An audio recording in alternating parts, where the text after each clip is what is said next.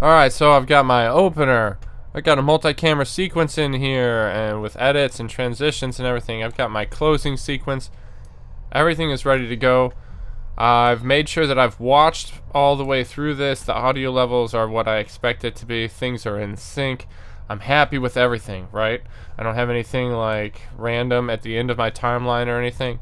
Super important that before you export and submit stuff that you do this. You know, I'm kind of a stickler in class about this particular thing because, I don't know, in the real world, man, if you submit something that is, you know, just not what you intended it to be, it shows a lack of professionalism, which is really gonna, you know, sort of put a cloud over whether or not people trust you and the things that you do. And I've learned in my professional career from those experiences of being like, oh yeah, I totally finished that radio commercial for you, and then like you pass it along, and then you give them like the version with the old vocals and it doesn't sound right or something, and they, you know, and then you have to apologize and give them the real thing, and then you just want to be careful before you submit things. So anyway, I'm going to tell you that you should watch through everything, make sure that it looks and sounds the way you intend it to before you go through the export process. But then, even more important, watch the thing that you export before you submit it. So what I want to do, you know, just assuming that maybe you've never ever exported something from Premiere Pro before, going up here to File and Export, and exporting media.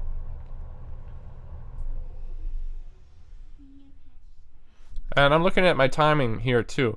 I'm at like 4 minutes and 16 seconds or whatever. So I can kind of get a feel for how long this is going to be.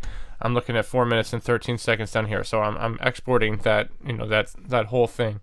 I want my format to be H.264, just like I've got here by default based on something else that I've done previously, right? So H.264.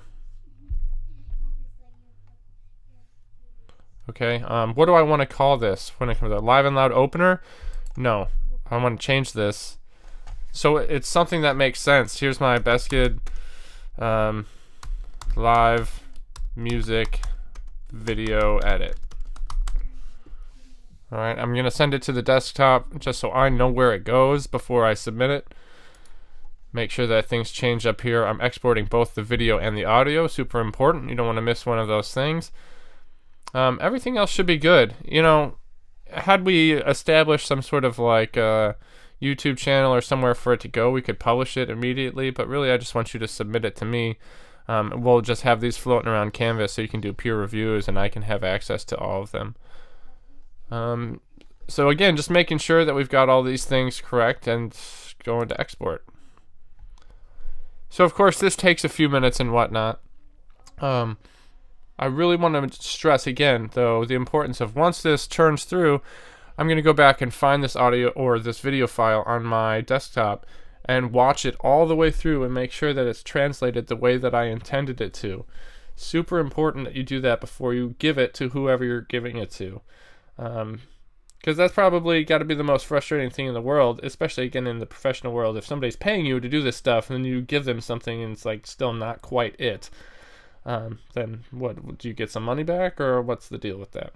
So anyway, make sure that you check all this stuff before you submit. I hope you've had fun doing this music mix stuff, both the audio mix and the video edit. I'm sure that we could all use a welcome break from 7 Past Sunset. So once we get through these peer reviews, we'll just out of sight, out of mind with those guys and we'll move forward.